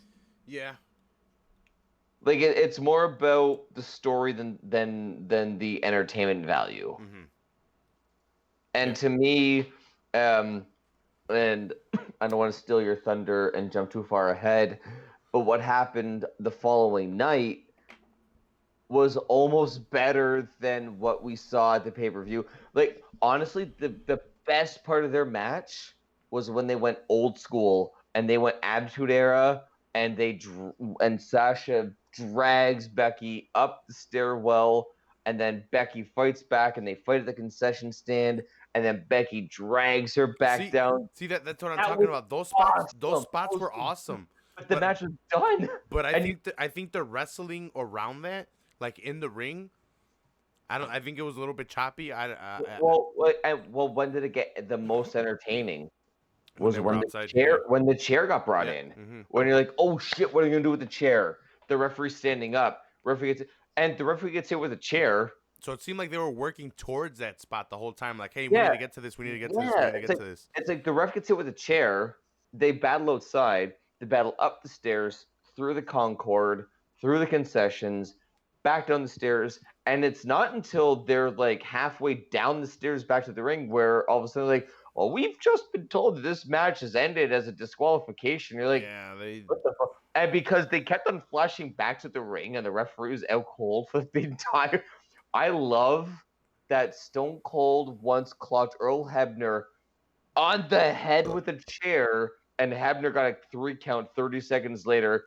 Becky Lynch hit some guy with a chair in the shoulder, and he's out for 20 minutes. Yeah. No, like they can wrestle. It's just I didn't like their chemistry because, like I said, I think they were building up to those spots because They were even they were focusing too much on the end result. because even like there were some spots in the ring that I really really did like. So Sasha's on the apron, Becky's like on all fours on the inside. She jumps in and goes for her bank statement.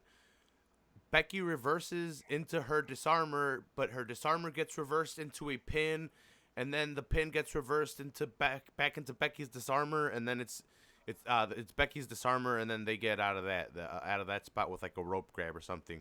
But it was that quick transition that you see when you see like good jujitsu. You see that good transitional wrestling, like that back and forth. Like I reverse this lock, I get you in my lock, you get me in my lock. Boom, boom, bam. I go for the pin, I get out of the pin, and I get my lock in. There we go. Yeah, and they even like they. It's hard to really describe, but a lot of the points in the match that they were doing, it seems like they were doing them very lazily. Mm-hmm. Like it's like they were trying to do the spots, but also not sell it too hard because of what was coming. Yeah.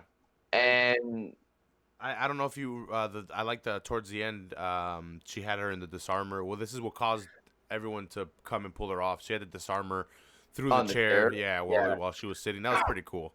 But when they were doing the reversals, was it was there a submission then the disarmer or a pinfall then the disarmer? Like they were rolling. It was pretty it good. was the bank statement. It's Sasha's move, the bank Yeah, statement. sorry, yeah, that's right. Yeah, like, the way they were rolling, I'm like, that's boom, boom, boom, and then you waste it with a chair shot to the ref.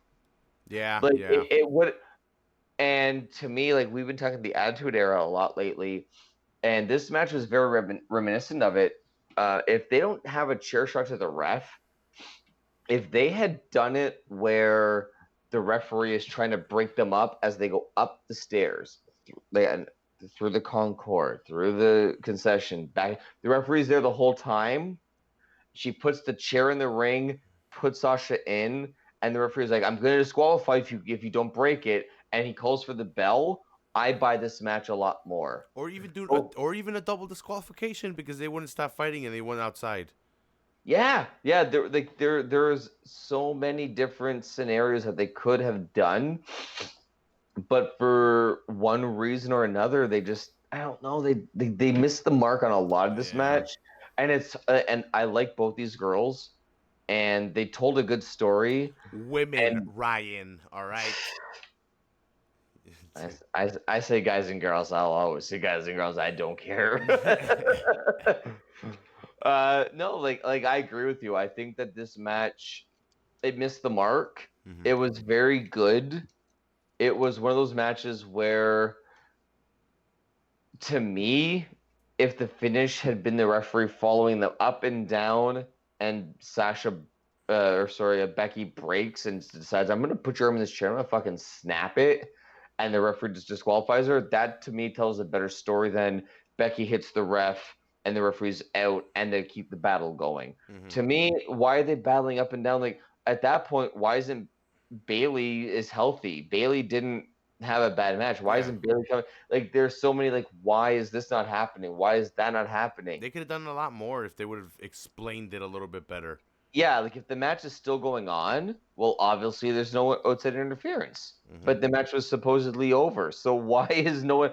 And even if the match isn't over, the referee's knocked out from a chair shot. You could have had interference because you didn't know that the match is done. But the referee's out cold. He can't disqualify Sasha Mhm. for Bailey's interference if he's out cold. Yeah.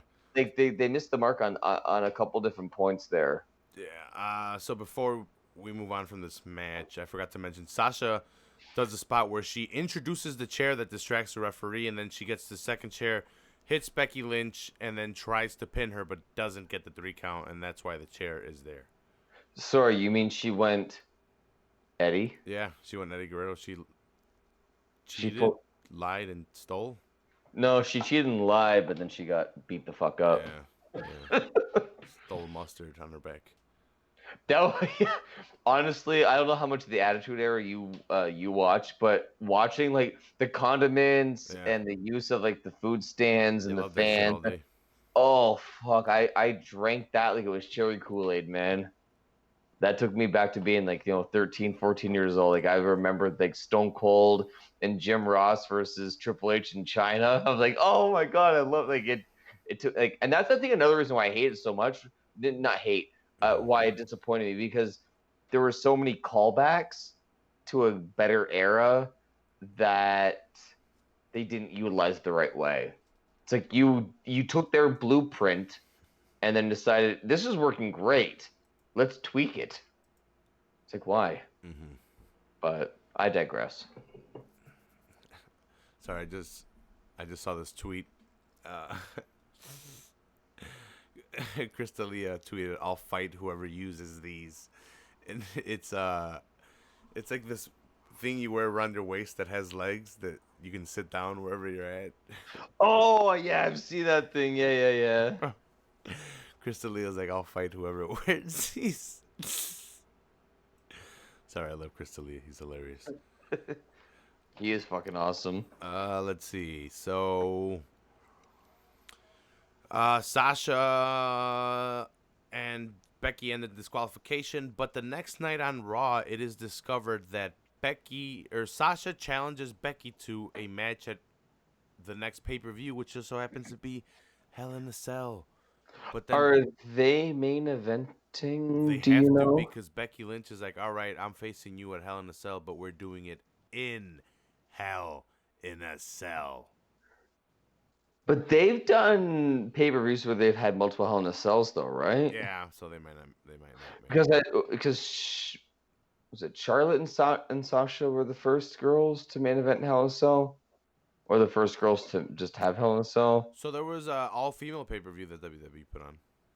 Ronda and someone else. One of the No, twins, but there was Hell in a Cell I think 2 years ago. Yeah, I think the women might have I made think it I better think it was Sasha and Charlotte Flair for the title. Sasha did mention that she's like, "Look, I've out of the two of us, I'm the one that's been in a Hell in a Cell, and you haven't." So, And that even tells Becky's story of dominance even more.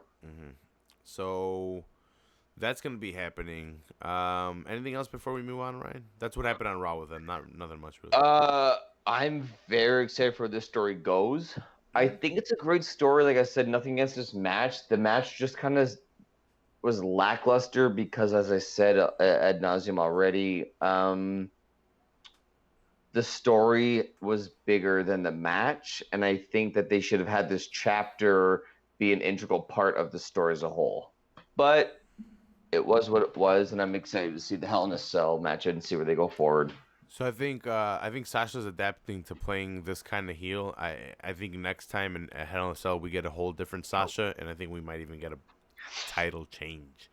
You think so? Becky's had it since WrestleMania. So they could take it off of her, and it could be a where she drops it to Sasha, and then next pay-per-view she takes it off of Sasha. Yeah. Well, and I did like that promo that she cut when she said, I won the titles. I've been on ESPN. I've made the cover of WWE 2K. I've done this. I've done that. I've done this. I've broke records. I've been the first. I've been of this. I've been the first of that.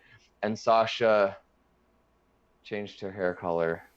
I thought that was a really, really good promo. It was a really subtle little jab to kind of show like what's happened over the summer, and that's the thing. Like a lot of September pay-per-views tend to see titles change. I think that's why this one kind of fell flat for me. A lot of times you have like your guy wins it at WrestleMania or the pay-per-view just after, and they hold a title for the summer just to drop it as the fall-winter program starts up. So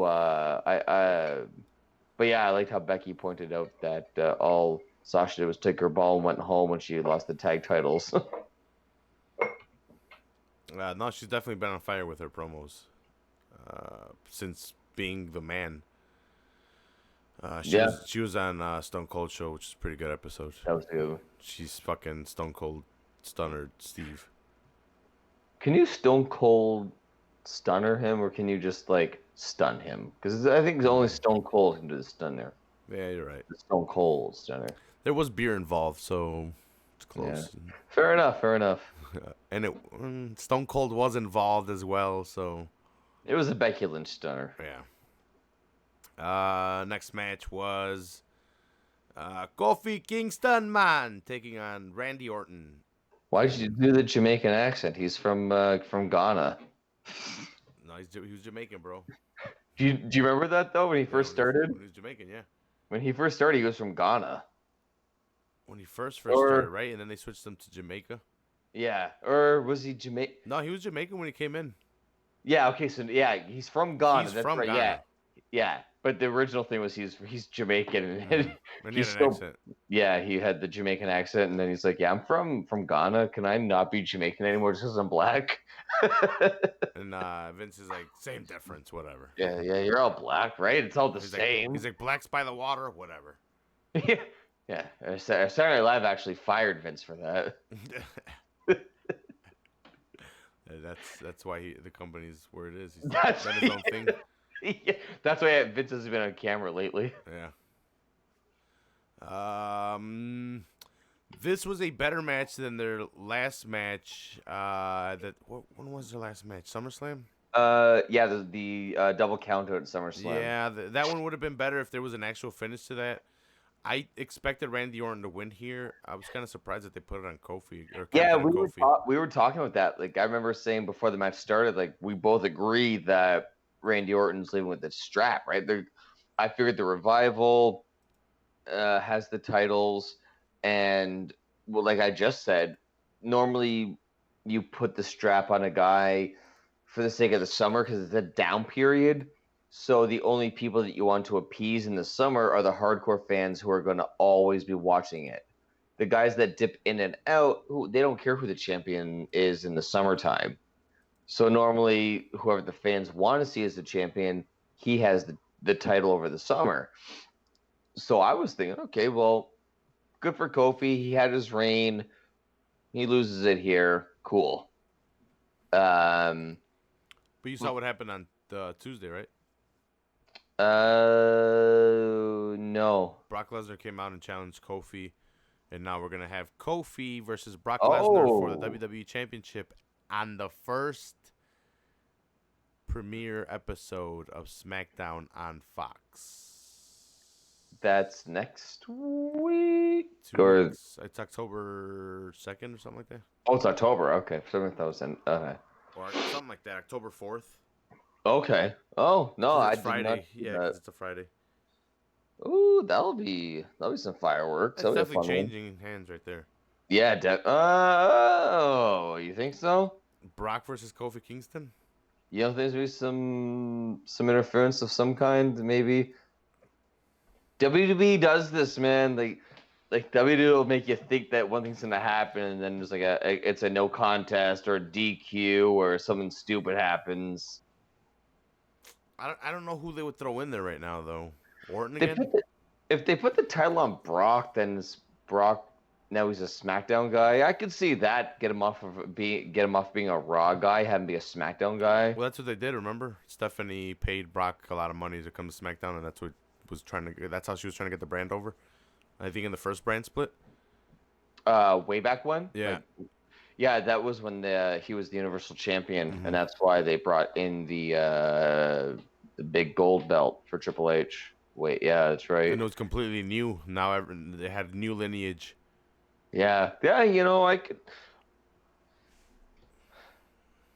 Seems like a waste just to have Kofi get squashed on SmackDown, but I mean, it does. I can see them doing it. But I mean, like I said to you on Sunday night, moving to Fox, want a big name with the big title. I guess Brock would be the big name with the big title over Randy Orton. He's bigger, and Kofi being a fan favorite gives you a reason to watch because you like the big name in Brock.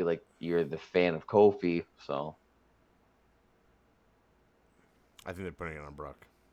I'd be surprised if they don't. But that's just depends on how they do it.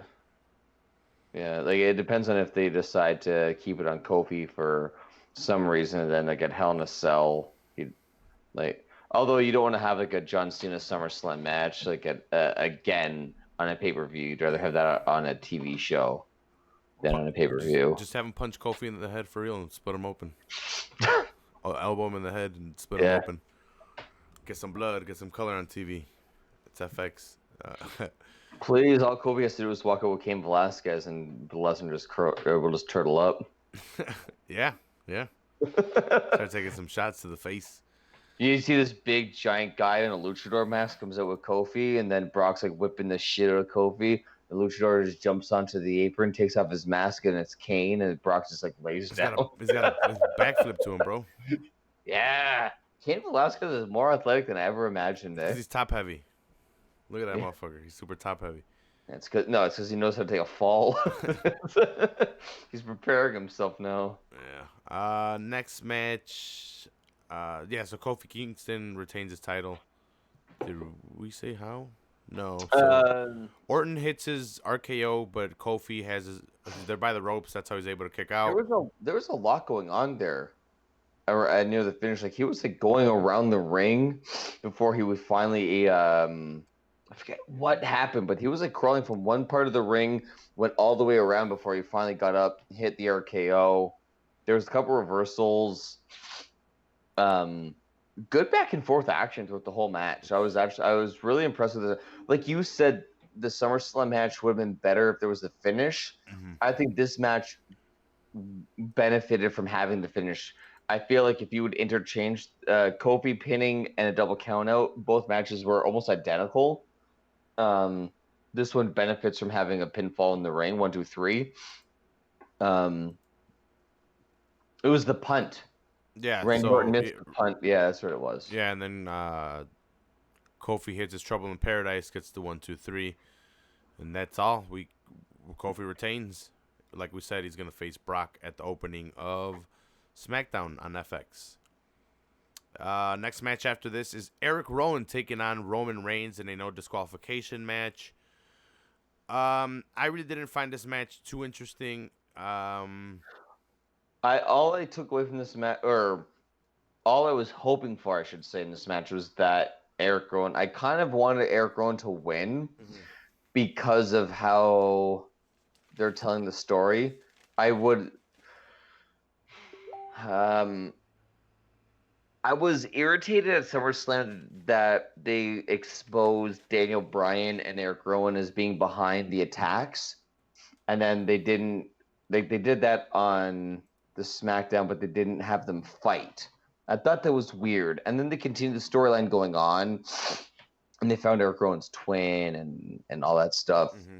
Hey Ryan, can I go take a piss real quick? Yeah, definitely. Yeah, for sure. Yeah, just talk about this. I don't know. Yeah, sure. More on this? Oh yeah, I can break it down a bit more. All right, I'm gonna go piss real quick. I'll be back. All right. I had too much coffee. Gotta go drain my dick. No, so like I was saying, I really did appreciate the fact that they expanded on the story a little bit more. It wasn't just Eric Rowan and Daniel Bryan are attacking this guy, and then that's it. The story's done. They didn't have them fight the pay-per-view because they wanted at SummerSlam, I should say, because they wanted the story to continue on, bring in the quote-unquote look-alike who ended up, being Daniel Bryan's scapegoat because Daniel Bryan literally in the story did not have anything to do with the attacks. And then when you find out that in actuality, Buddy Murphy was right and Eric Rowan was responsible for the attacks and Daniel Bryan didn't have anything to do with it, when you see Eric Rowan attack Roman Reigns and then he attacks Daniel Bryan on SmackDown, you start thinking like, oh shit, like this guy's actually doing it on his own. And it was like it's a huge push for Eric Rowan, and it's almost an unexpected one because he's known to the universe as a member of the Wyatt family. He's a Bludgeon brother, and then he's a bodyguard / teammate of Daniel Bryan. So to see him in this situation, sorry, left to hanging, Ryan. that's all good. So to see Eric Rowan in a situation where he's actually the brains behind the operation was a breath of fresh air, because He's actually a pretty legit worker. He kind of reminds me of a Kane kind of guy. He's a big guy that, when given the opportunity, can shine, but he's not. He's given too many opportunities to be a tag team wrestler or a background guy. So now that he's able to shine as a solo star, I really was excited to see this match. And the only thing that sucked, but at the same time I really liked it, was the finish. Mm-hmm. I loved Luke Harper's big shocking return. Yeah. I didn't see it when I saw the boot. I was like, oh fuck, Roman, not Roman, sorry, Rowan. Roman countered, and I'm like, you see the guy shaking his head with the black hair, and like, whoa, that's not fucking Eric Rowan. And then fucking Luke Harper comes in, and like, oh, okay, like, and then I start thinking like, don't tell me that Luke Harper's gonna turn on Eric Rowan. Like, let's keep these guys together. I'm so happy that they finished the match the way that they did. The no disqualification aspect was utilized very well. It wasn't over the top. It was utilized perfect for the story in the way that it had to be used. And I'm kind of interested to see if they use Daniel Bryan and Roman Reigns as a team, or if they're going to just use this as a Daniel Bryan taking over the Wyatt family kind of angle, if you would. Like, Daniel Bryan is actually the brains behind Harper and Rowan going into Hell in a Cell. I wouldn't be surprised if they go that angle. But the match overall, I thought it was a pretty solid 3 out of 5. I would probably rate that one. It told the story well. It wrapped up what it had to wrap up. It created what it had to create. It held me. It shocked me where it had to. I liked it overall, from start to finish. I like the powerbomb spot. Roman went through the table. Wow, that was a good one. That was the Superman punch, right? That was countered. Yeah, he got caught and got thrown off the stairs, and he caught him, and then yeah. You know, I think the thing that sucked about that was that he caught him and dropped him, and then picked him back up. Yeah. But I mean, you're not gonna catch a guy in midair and then just like swing your hands under, right? But no, that was a good spot. I'm glad that Luke Harper's back, and I hope they give Eric and him more mic time. And like I said, these tag team divisions are building, and AOP is coming. Yeah, Eric Rowan wins. That was kind of not. I don't think anyone saw that coming. Especially, well, no one saw Luke Harper coming in as well, so that's why. Anything else in this match, Ryan? You kind of went into it while I was pissing anyway. Yeah, no, like I said, I thought overall it told the story it had to tell.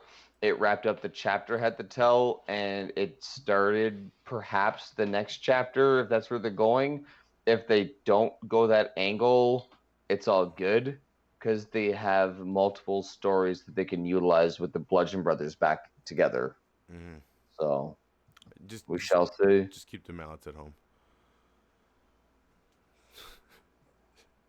Seth Rollins versus Braun Strowman for the WWE Universal Championship. This was a short match, pretty quick. Yeah, in and out, 10-minute I'm match. getting so sick and tired of, like, I kind of touched on it earlier with AJ Styles. I'm so finished with Brock Lesnar versus Seth Rollins and Braun Strowman versus Seth Rollins. Like, and now, spoiler alert, The Fiend versus, like, I want to see Seth Rollins use his athleticism against a guy with I hate seeing him. I hate the athleticism versus the Braun in 5 to 10 minute matches. I want to see like a solid 20-25 minute heavyweight title match. Like, Seth can do it. Like, put him in those matches. Like, that Money in the Bank match, I think it was, against AJ Styles, was so good, and it was a one and done. Like, they're wasting Braun by having him put over talent, and Seth beating Braun does nothing because he's already beaten Brock Lesnar, who was the most dominant champion that WWF has ever had. So now he's beating the most dominant non-champion. It's like he beat Gilbert instead of Goldberg. It's like, okay, congratulations. WWE has done a fantastic job at not selling me on Braun Strowman for what he really is. How many times has Braun Strowman been the monster among men and then the kitten among the lions on the pay-per-view? Like, why are you pushing him to be so big just to not squash him, that's a wrong term, but for lack of a better term, just squash him. Yeah, he's gonna flip over cars, throw shit on you, and then lose. And think about it, he takes 3 curb stomps and he kicks out right away, and then he takes a pedigree and a curb stomp, 1, 2, 3, done. Yeah. What?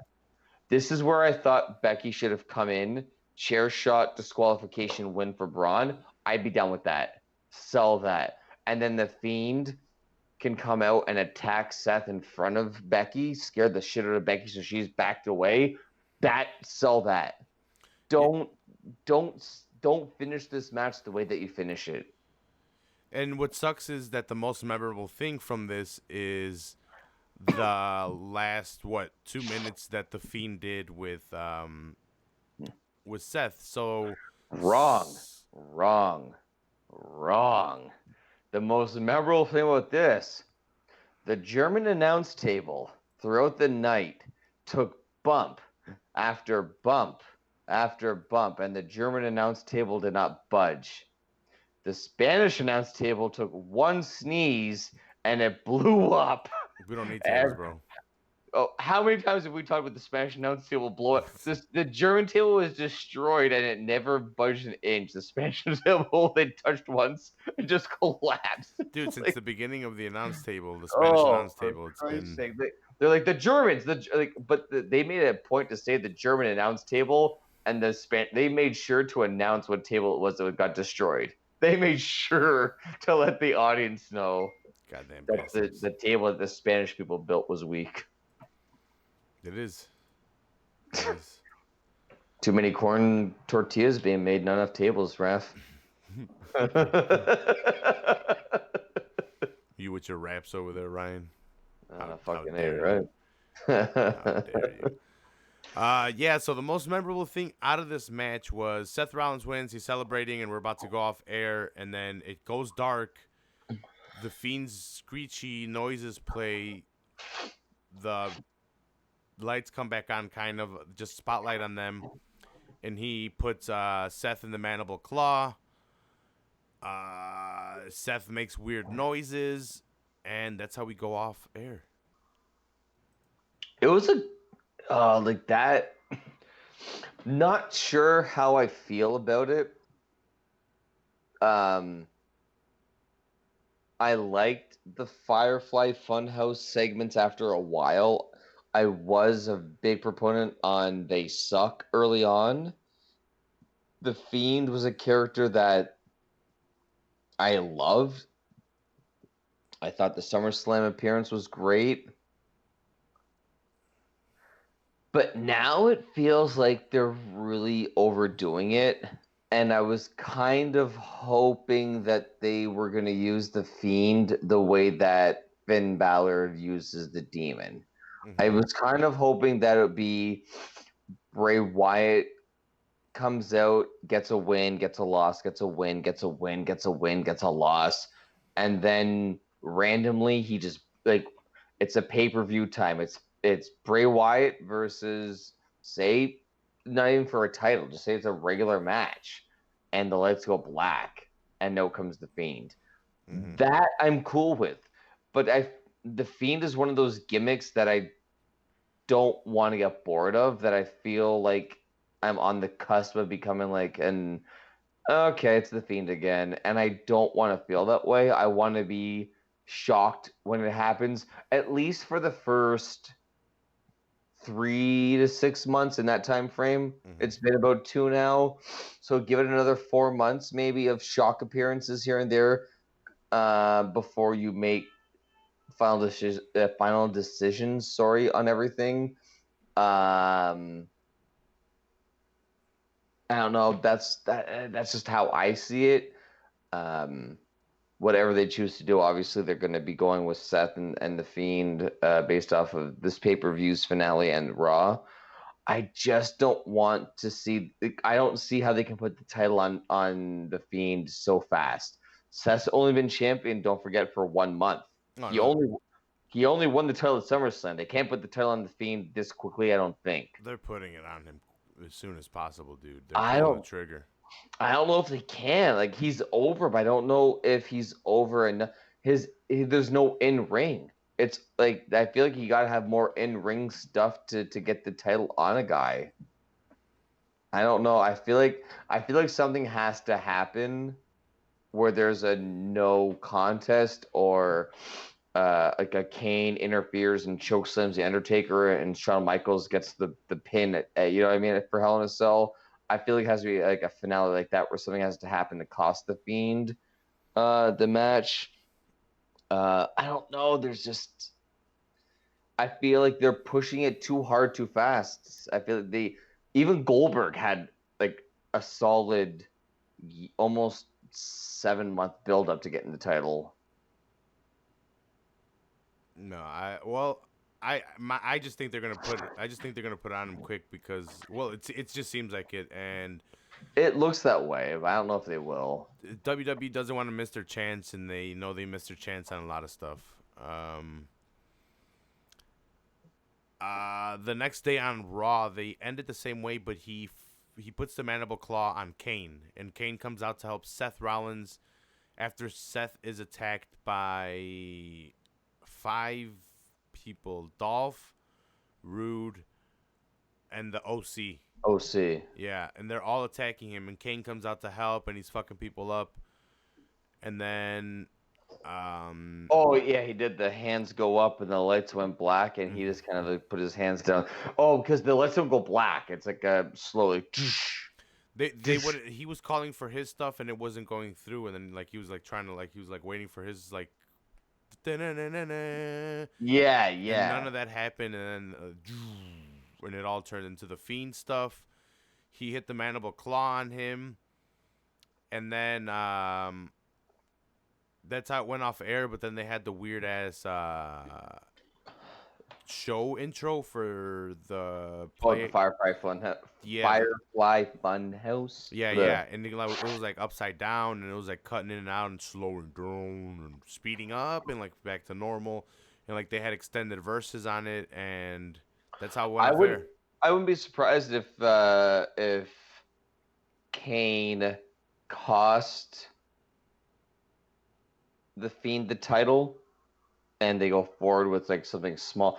Because I know the Kane being the mayor can't be there all the time, and the Fiend is utilized so much off camera that they can kind of I don't know. I don't see how they put the title on him this early. I see your angle, but I don't know. I just don't buy the Fiend as the champion yet. He doesn't need it. I don't think he needs it. No, that's the thing. That I feel like there. I think I messaged you the night or two after SummerSlam where I'm like, I feel like the Fiend's getting old already.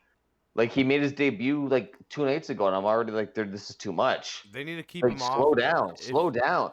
Like I'm saying, like, have Bray Wyatt fight all the time, and then break out the Fiend. I think it'd be smart to keep him off air at least till the pay-per-view. I think it's smart to have Bray Wyatt as the character, and like I said, Finn Balor and the Demon.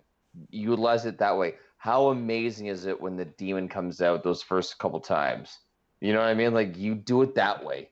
Mm-hmm. That's how you do it. You have, like, even Kane. Kane, when he first broke out, he would just come out, chokeslam, tombstone, leave. Come out, chokeslam, tombstone, leave. That was it. No matches, no promo, just walk out, tombstone, Choke Slam Tombstone. Like, that's how you got to do it. You don't want to oversaturate your product when it's this good. And I feel like the Fiend is right at the point of the cup being overfilled. And I don't want to see that happen because I really like what Bray's doing right now.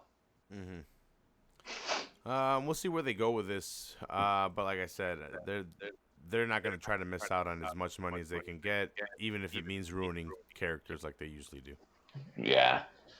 That was the end of the pay-per-view, but I had some stuff I want to touch on before we ended the night. So NXT's moving to USA, but also AEW is coming on Wednesday nights, October 2nd. They are naming their show Dynamite. How do you feel about the Wednesday Night Wars? Dynamite sounds like Nitro. Yeah, explosives. We've all been there. And wasn't Jericho part of Nitro? What? And Jericho's part of Nitro, right? And Jericho's gonna be part of Dynamite. Yeah. I don't like where this is going. Well, we don't have Nash and Hall and Hogan running the show there yet. Yeah, yet. You don't think Triple H is making phone calls to his boys? Well, that's why we're getting Booker T as a manager, I bet you, because they don't want. And we're gonna see. I hope we see a lot more managers, so they don't jump over to AEW. Or you know what? Fuck it, I don't care. We'll see what happens. They could go manage people over there. How do you feel about the war? Because TNA is now moving to Access, so we're gonna get TNA on network TV now as well. And Brock was announced to fight. I'm telling you, he's gonna win. That's why they're doing this.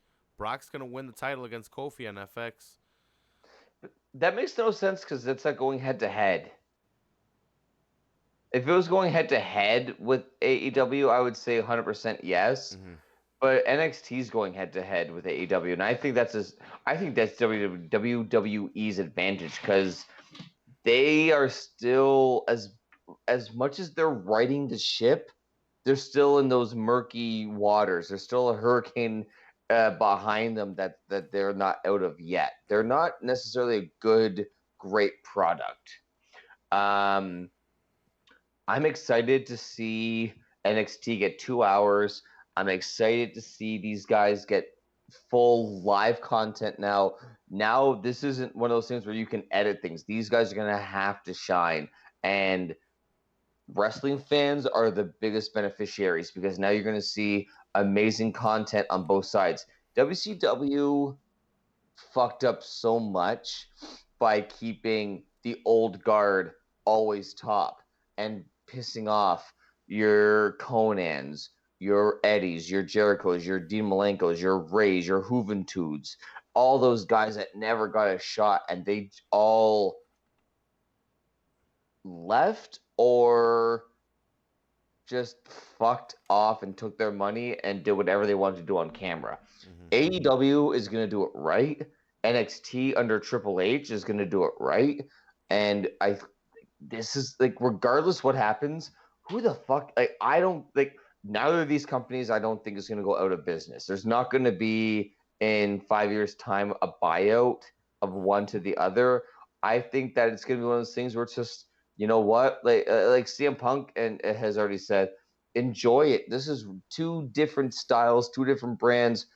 If you like wrestling, this is awesome. This is like, I kind of hope that Ring of Honor can kind of utilize this and kind of like push themselves back into the state because Ring of Honor, I don't even know if they were always in the forefront of being the secondary tier, and now they're like, you don't hear any reference of Ring of Honor, period. It used to be a constant Ring of Honor, Ring of Honor, Ring of Honor. I might be wrong, but I think I heard TNA is going to buy Ring of Honor, but I might be mistaken. Oh no, I don't mean like that. I just feel like you always used to hear Ring of Honor, and then it just stopped, and you never heard about it. It was just WWE, and that was it. There was Impact, and then Impact gone away. AEW is going to be here for a long time because there's so much oil money behind them, and WWE isn't going anywhere because they're the major North American market. I think it's going to be great to see a head-to-head battle. I think the ratings are going to be skewed for a while, but I don't think it's going to be a big deal because Raw and SmackDown don't have a head-to-head challenger, and a lot of people see NXT as being secondary. The diehards see it as being the big one. To me, the biggest takeaway will be NXT's ratings because that's going to be where you see the true fans. Well, I'm gonna watch NXT as soon as we're done with this. I pre-recorded it. Let's see. So King of the Ring yesterday was, or on Monday was, we forgot to mention that. Baron Corbin, and then he got his ass beat on Tuesday by Chad Gable. I was kind of expecting Corbin to win it. I kind of knew they were gonna do it just as a rib, put it on the heel. He's got real heat on him, real heel heat on him. People don't like him, but he's a good worker in my opinion, and he could work the mic. So I kind of expected them to put it on him. Yeah, I wasn't sure where exactly they were going. You kind of convinced me that they were going to put it on him. I don't think he needs it because they gave him Money in the Bank. Andre the Giant. They've given him push after push after push. It's him. He doesn't take that golden ring and run with it. He takes that golden ring and just holds it there. And that's the biggest, like Chad Gable's performances versus Shane McMahon was better than anything I've seen Baron Corbin do aside from the Becky Lynch angle in the past 6-8 months. Like Baron Corbin you hear him, you see him, it's awesome. He beats Kurt Angle at WrestleMania in Kurt Angle's last match. He he gets the Andre the Giant, like you said. He gets the Money in the Bank. He's in the ring. It's up to him now. They give him all these opportunities, but he doesn't do it, and that's ultimately what has to happen. You have to take advantage of the opportunities you're given at some point, especially in wrestling. And he's doing is taking the accolades and thinking that, all right, I'm good. But you're not good. I think WWE wants him in that spot, to be honest. They do. But he doesn't want to work for it. He thinks that once it's given to him, they're gonna love him. But you have to work for the fans' appreciation or the fans' hate. And just because the fans boo you doesn't mean they hate you. Sometimes they boo you because they don't buy you. And there's a big difference. And you want them to buy you, not hate you. I like Baron Corbin. I do too, and I hope he takes the next jump. But I haven't seen it yet. I don't think they actually have put the IC title on him now that I think about it. Did they? Yeah, he had it on it before when he had hair in a different style. To be fair though, they have completely changed his look from when he came from NXT. I remember when he had the long hair, but I don't remember him with a title. Yeah, I think he had the IC if I'm not mistaken. But yeah, I don't know where they go from here with him now that he's King of the Ring. We'll see. He's got that to brag about now. Let's see. What else? Kevin Owens is suing Shane McMahon because of a King of the Ring match. So he was special guest referee for Shane McMahon and Chad Gable. Chad Gable beat him once, and then he called a 2 out of 3 match, and then he submitted him in the 2 out of 3 match. So he fired Kevin Owens. So Kevin Owens is suing for a wrongful termination lawsuit for like $25 million or something. It's crazy. I love that. I love that angle so much. I think it's a great angle to do. This will maybe feed into the angle or not. Kevin Owens, I heard, is moving to NXT. I don't know if that's true. Oh, I'm not mad at that idea. He's two-time NXT champion. I hope that they put some of those guys back there, and I hope that fans don't view guys going to NXT as like if you're a hockey fan and a guy goes to the AHL, like, he's garbage. I hope they look at it as an idea of like, you know what? NXT's just as good. It's just Raw, SmackDown, NXT. They're all the same. NXT is just a different brand. And these guys don't quite fit on the main roster, quote unquote main roster, but they fit well in the secondary tier. And in that tier, they can build their way back up and maybe blow out like the Miz Taraj, Curtis Axel, and Bo Dallas. Those guys in NXT would be great. Sami's in NXT would be great. Finn Balor in NXT would be great. They moved Fandango back. Yeah, you can do so many things in NXT. If they put Kevin Owens in NXT, awesome. I think him, Stone Cold versus the Corporation, Kevin Owens versus the Undisputed Era. Let's do it. What? I'm down for those kinds of things. Let's see. Jeff Hardy's injury leads to a 1-year extension on his contract. So we'll see him back. And last but not least, Big Cass is having issues on the indie scenes again. He got fired. If people don't I remember, heard about that. Yeah, if people don't remember, he got fired from WWE for issues backstage. I think yelling at Carmella, they were breaking up, and he was acting very aggressive towards her. So they just got rid of him, and he was already having trouble because of taking liberties in the ring with a midget, I believe, and with Daniel Bryan. He was acting a little rough with him. Yeah. Even though they told him to take it easy, so they let go of him. And he's been acting an asshole on indies till up until recently. Well,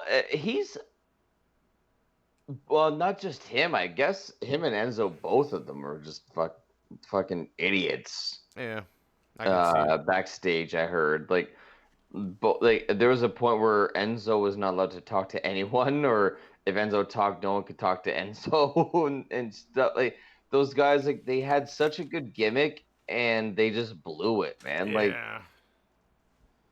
Like, I'm kind of glad after the fucking boom and the smoke has settled. I'm glad they never put the titles on those guys. They never pulled the trigger on them. I thought they were, but they never did. Remember when there was rumors like about 3 weeks ago that they were gonna be brought back. Yeah. And like the next day they said like, it's all being started by Enzo.